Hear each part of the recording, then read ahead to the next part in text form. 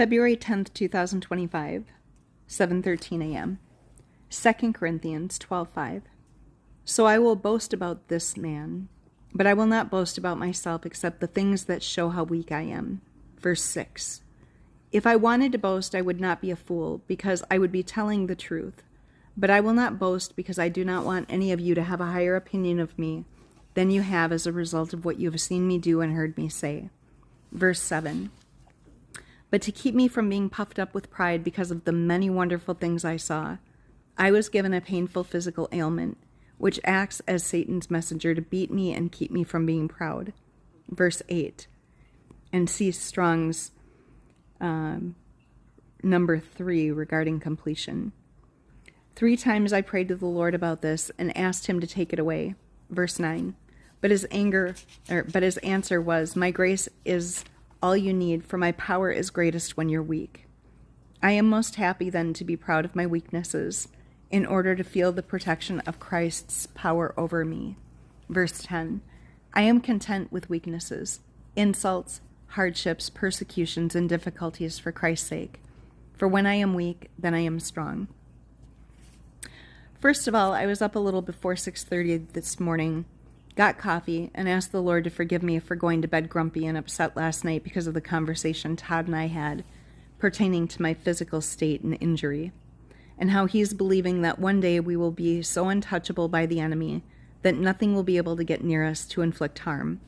I told him that I don't have the answers as to why it keeps happening out of the blue, where I'm just finally getting stronger and better, only to end up being, air quotes, struck by another blow physically. A version of everything that's happened up to now, but slightly different, only to be stopped flat in my tracks, literally. And all I know is that the Lord is with me in it, with me, strengthening me in the pain, and that my bounce back time is getting quicker. And this time I was able to take steps without the walker only after 4 or 5 days, when last time it was almost 3 weeks. I stood by the stairs holding the walker last night as I pushed it and said, all I know is that God is doing the deep healing. It's deeper than just this injury. It's like each time this happens, he's putting something deeply back into place. When you see in the movies, like someone who's in the wilderness after a failed adventure or a plane crash, and then they have a dislocated body part. It snaps painfully back into place. That's what it looked like to me. That's when Todd brought up about getting to the place like Kenneth Copeland. He never gets sick, and how the enemy doesn't even have a chance to touch him. I told Todd, after beginning to get angry with him, that I'm obviously in a different journey than Kenneth Copeland, that I'm not him, and that what God is doing in this journey with me, that looking at him or why he's not going through anything like I am, that's the bait of comparison.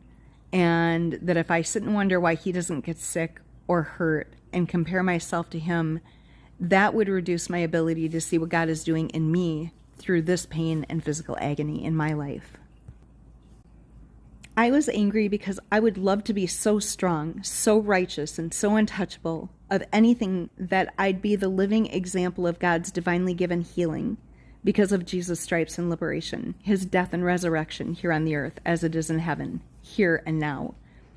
I am absolutely fed up with how this has all had to go and just to get here. But what I know 100% without a doubt is that there is nothing the Lord cannot do. Because I have joy unlike I've ever known, smack dab in the middle of this hell. I don't have any way to explain it other than God. There's no reasoning to find anything good enough inside of the walls of this house to explain why I have peace, joy, expectancy, hope, or any of the other incredible ways I am filled with everything that heaven is in the midst of a real-life living hell and nightmare. I mean, for the love of God, I haven't even been able to go outside of this house in 9 days now. And the Lord is with me here, covering me with his joy, giving me his vision and ability to pour myself out to him and on these pages.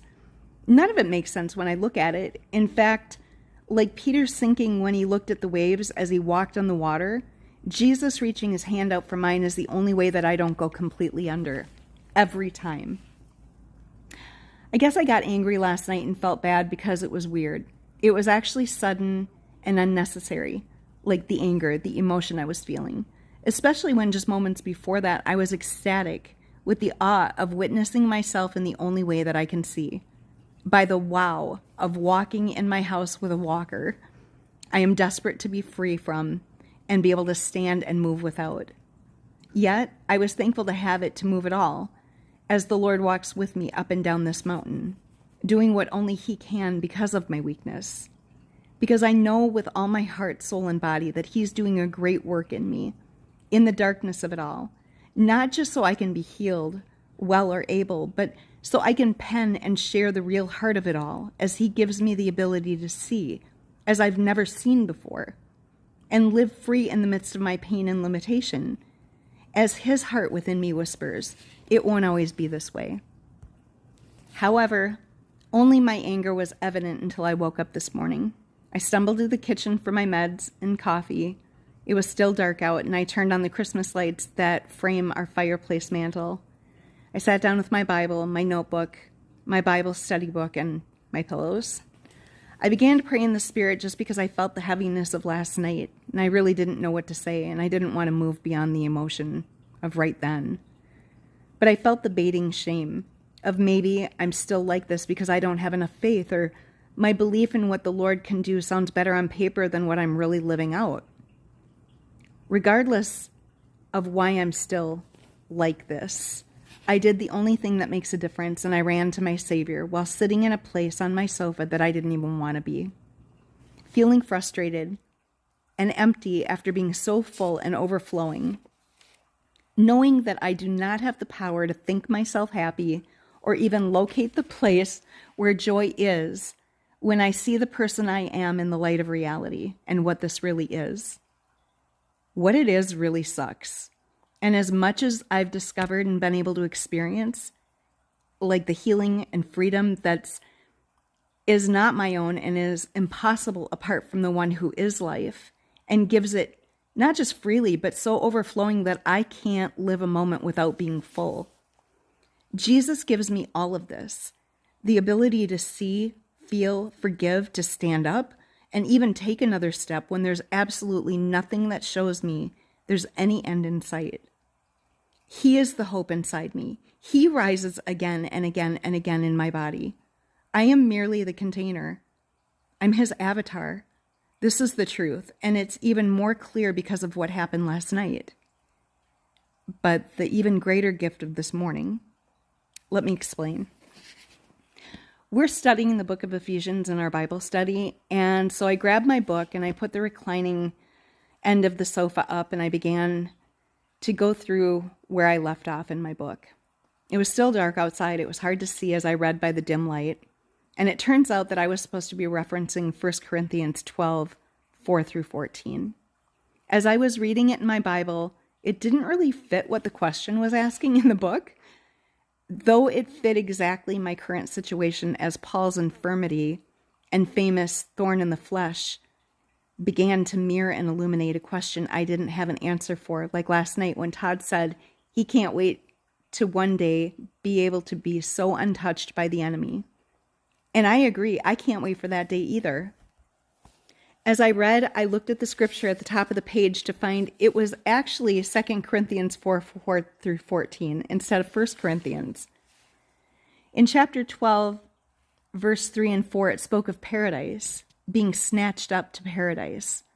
So I looked up the word paradise in Strong's Greek Hebrew, which is H6508, for paradisios, which is the Greek reference to a place of blessedness and divine presence, often associated with the Garden of Eden and the place of original perfection and communion with God. That got my attention. It was unexpected, and in that moment I felt reminded about how often I share that what the Lord is doing in all this, in me, is like His original plan for marriage and relationship with Him, being restored to the Garden of Eden before the fall. How our home is, that I see, is His sanctuary, because this is where I worship, where we live with Him. Then it said the concept of paradisios has roots in Persian culture, where it's described as a royal park or garden, The term was adopted into Greek and later into Jewish and Christian thought, symbolizing a place of beauty, peace, and divine fellowship. In Jewish tradition, it became synonymous with the Garden of Eden and the future hope of restoration. In Christian eschatology, it represents the eternal state of the redeemed. That was 7:03 a.m. And these parts that I'm reading are actually, I'll put the link to the citation to where I got them from. It's actually from the Strong's Interlinear Greek Hebrew. But again, I will cite that because these definitions are not my own. However, in verse 5, Paul says, I will not boast about myself except the things that show how weak I am. And I underlined that because there's so many things I go through that I am weak. And instead of trying to rush through them, that got me to sit and go, you know what? Paul did it too.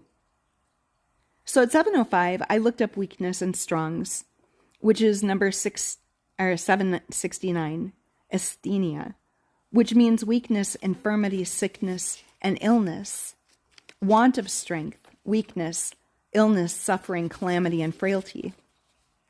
The term asthenia primarily denotes a state of weakness, lack of strength. In the New Testament, it's used both in a physical sense, referring to bodily ailments or sickness, and in a metaphorical sense, indicating moral or spiritual weakness.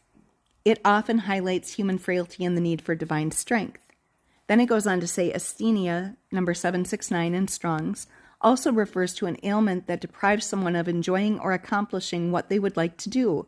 It focuses on the handicaps that go with that weakness. The light bulb went off.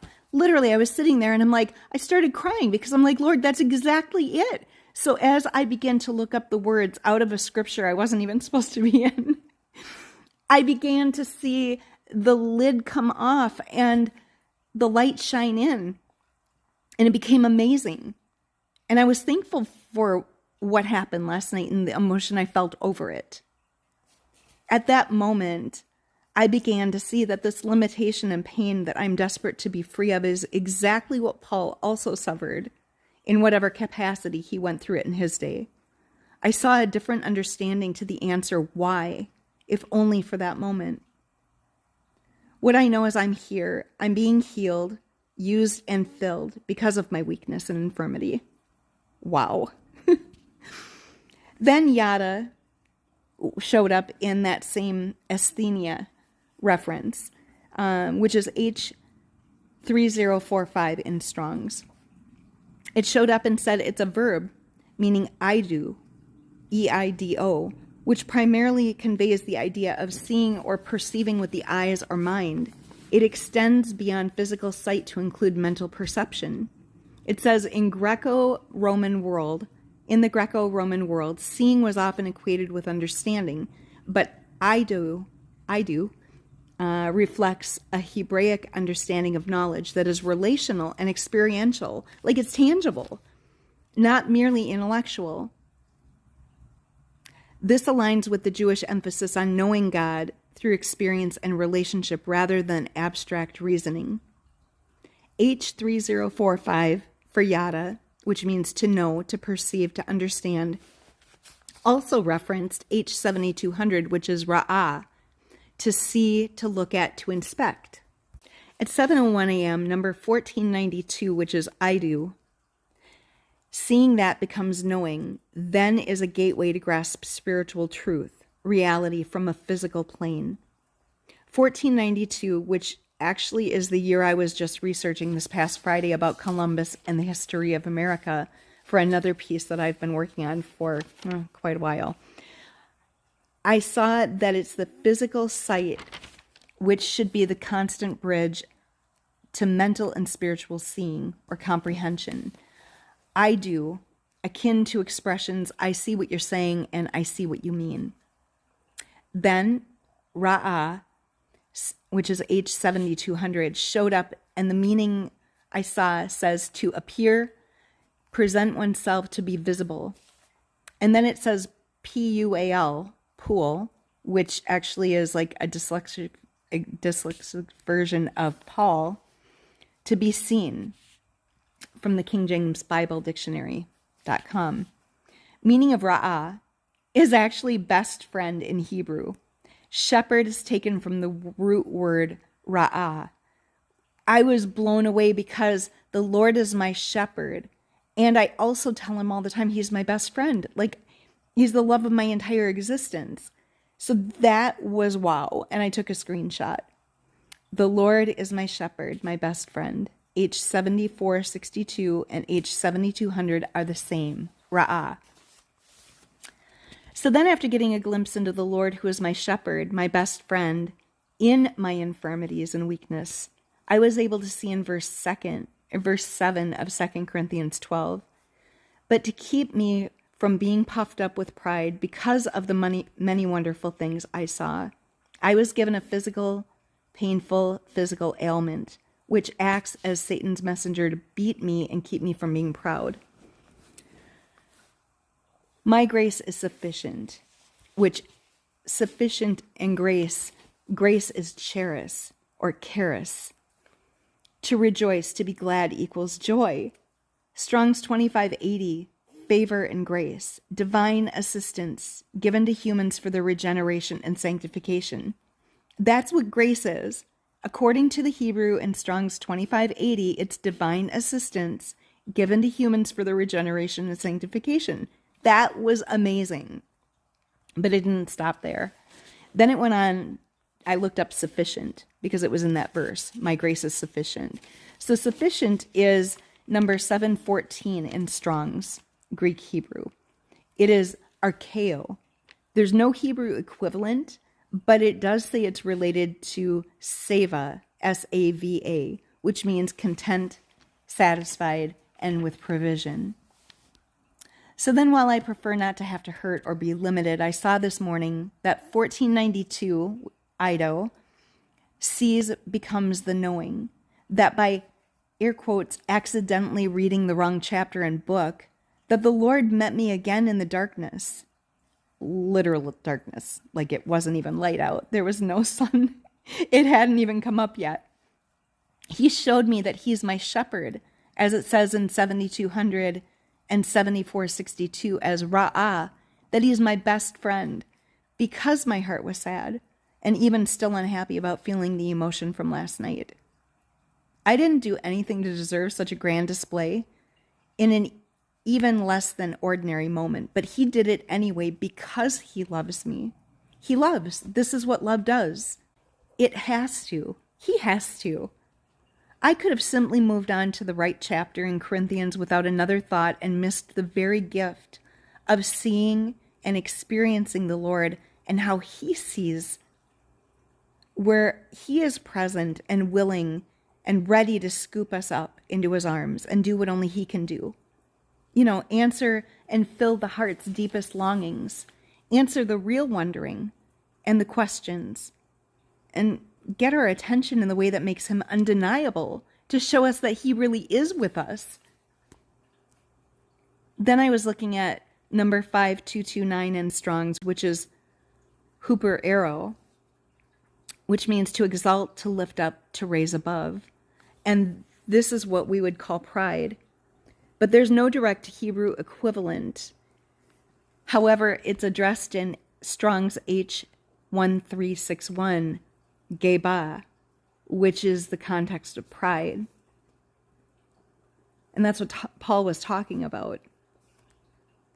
What I know for certain is God knows that I'm prone to running off, especially when I think I'm okay or I'm doing better, and end up filling my time with the cares of this world rather than being consumed of and with the kingdom. And out of consumed, I saw consummation. Like it's this marriage, this becoming one with, that's happening right here in my house, in my body house, because of the injury and my weakness and limitation. I saw it again because of my injuries and limitation that I am and have an audience of one. That the Lord is rewiring me and rooting out all that does not attach his form and make up his kingdom. And then I heard, "Be still and know that I am God." Psalms 46:10.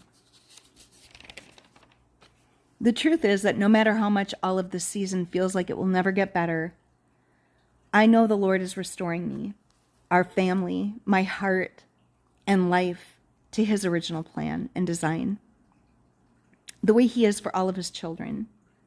And I probably wouldn't spend the time I am seeking just to be with him, capturing all of this on paper through media and every other way that he helps me to do apart from this. I love how Paul says in 2 Corinthians 12:8-10, "3 times I prayed to the Lord about this and asked him to take it away. But his answer was, 'My grace is all you need, for my power is greatest when you're weak.' I am most happy then to be proud of my weaknesses, in order to feel the protection of Christ's power over me.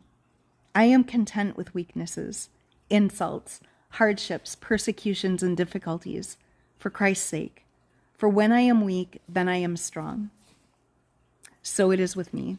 While I can't explain why Kenneth Copeland doesn't get sick apart from that's between him and the Lord, I know for certain that in the midst of my weakness and limitation, the Lord is with and within me. He's reframing me according to his good pleasure, growing my roots deeply the way hardwood grows slow. My credit to this is to Jewel, because she says that hardwood grows slowly. He's healing every fiber of my being far below this injury, as if I was always pure, whole, and always his.